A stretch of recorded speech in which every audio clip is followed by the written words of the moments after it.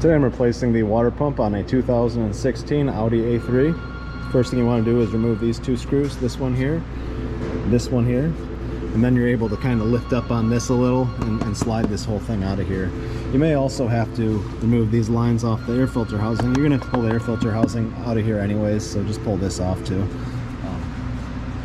Use a little pick, you can push this little rubber hose off here, undo this clamp here. Just a pair of pliers will work fine, and then you can just pull this air filter straight up, undo these two screws, lift this line up, and you can get this whole thing out of there. With the air filter housing out of the way and this little air snorkel up front here off, all you want to do is, this one's already kind of pulled up here, but this is the plug you want to disconnect. Pull up on that little red thing, you just pull it up with I use a little pick on the connector, slide that upwards, and then you can release it like a standard connector. There it is. This thing's kind of a little bit busted up already on this car, but it clips onto the chassis down here. Let's see if I can get a light. Yeah, right there, it just clips onto the side. So undo that plug, and then you can push in the two tabs on the fan. This one you can see better. These tabs are like this, so you pretty much just get in here, use a screwdriver or your finger or whatever, and push in on it, and then you can pull up on the fan. So pretty easy to remove. It's like that. You just push in on these tabs, and grab that right out of there.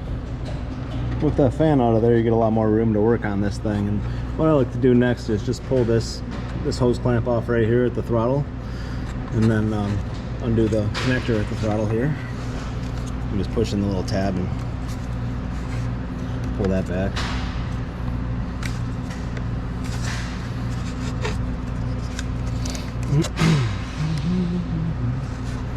And then, once that thing is out of the way, you can lift it back up and then just pull this hose right off. I'll show you where the two mounts are for it. All right, from underneath, you want to undo this Torx right here, up behind this bracket that attaches to this throttle tube, and then there's another one right there. Undo the map sensor. Just undo that plug here. You just push in the little tab right there and pull it back. Undo this hose clamp here, and then this whole thing should be loose. You're also going to want to take this right here and just release this right where my flashlight is with a little screwdriver, and then you can pull this thing back and get the hose out. So just open up this little clamp so you can pull this hose off, and then this whole thing drops down. All right, now with that boot off the throttle, the next thing I'm going to do is undo this, just another T30. Undo this here, this T30, and then this whole thing will be kind of loose. And then I'm going to undo the 4 screws that hold this throttle onto the intake manifold. So what I'm going to end up using is just a pretty short extension with a 1/4 inch drive T30 bit on it, and I'm going to pull all those off. With that out of the way, what you're going to want to do is slide these connectors off. These just slide towards you like that, and then this one above it, just get in there and wiggle them around a little and pull them towards you like that, and disconnect them both. Just push in the little tab there and disconnect them, and then use that same little T30 that you're using on everything else. And I have this little small ratchet here, and I'm going to take that bracket right off the intake manifold now. So just right there, you can see. Now you can. Now you can. Those 2 screws there where it goes upwards. So I just get in there with this and I pull this bracket right off that those connectors were plugged onto. There's another little connector in the back right there that you're going to want to disconnect too.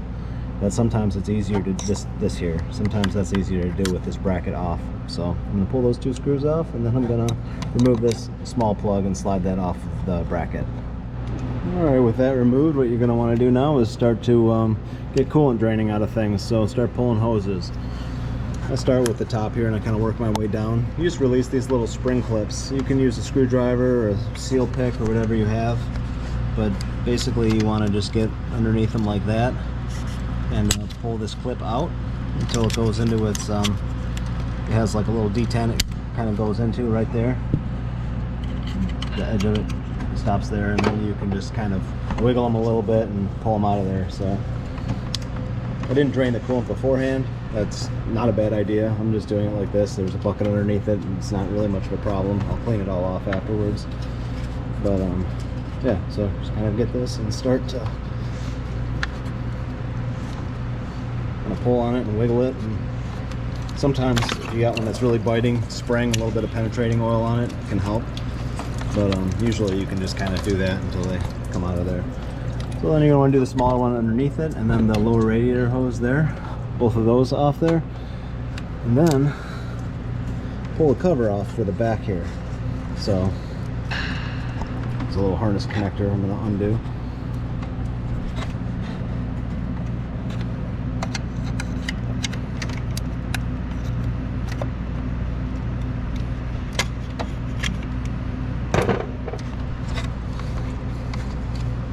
Like that, and then use that same T30 to undo this screw here, and then the lower one down there that that plastic cover attaches to the water pump plate right there.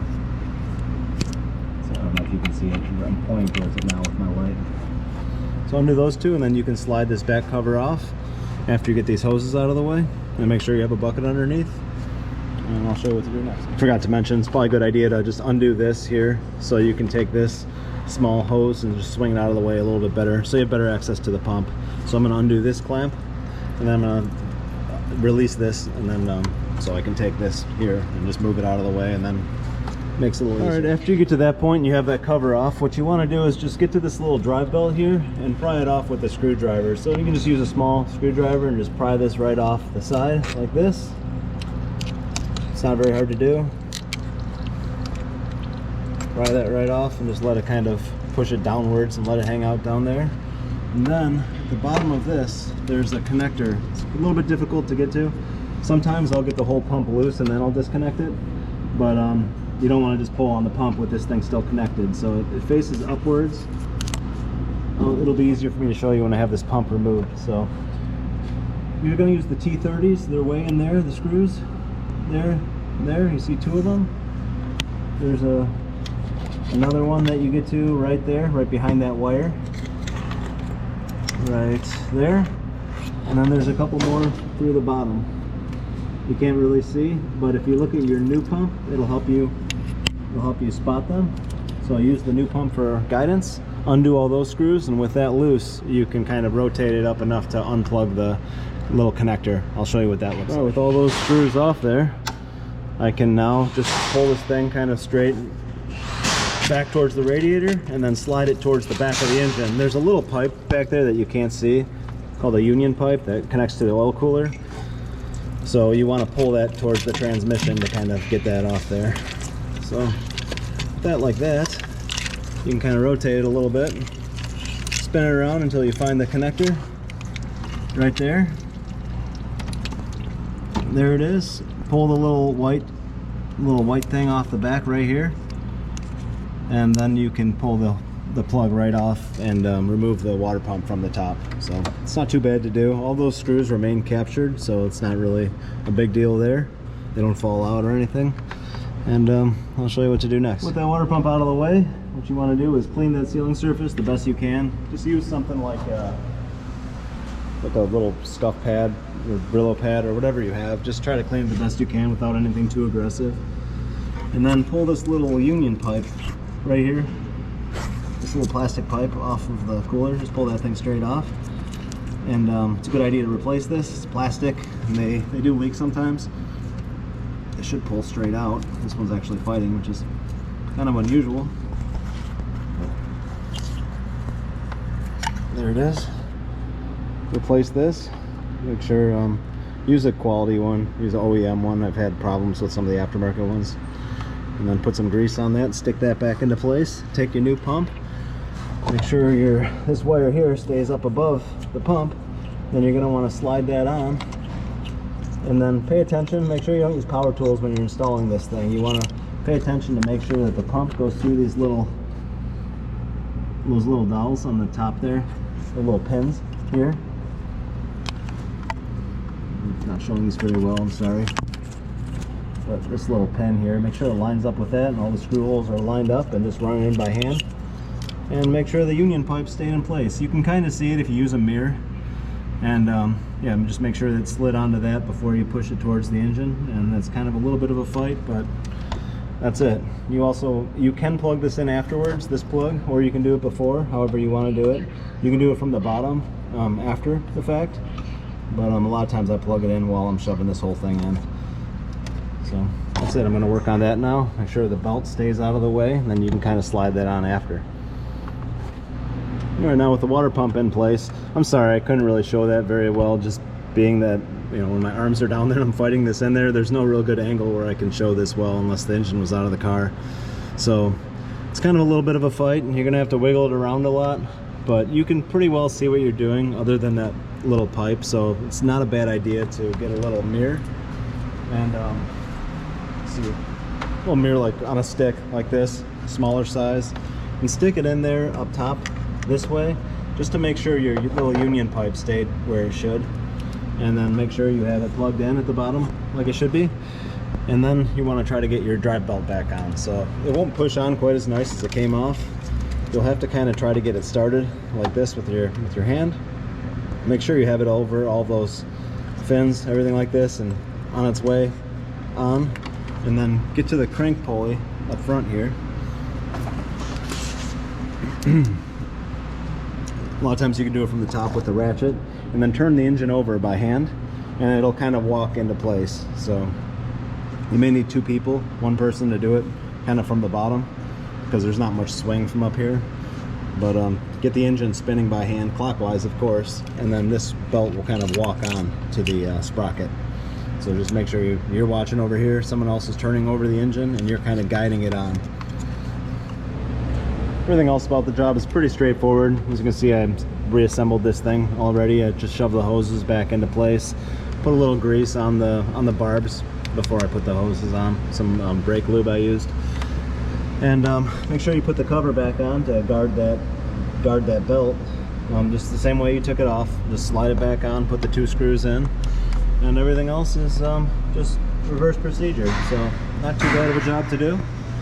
And yeah, when I get it to this point, I like to do is pull vacuum on it, you know, on your reservoir, just to make sure there's no leaks, because it's pretty easy to get to these hoses and everything now if there was something leaking.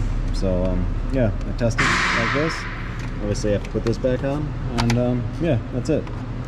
So thanks for watching, hope this helped.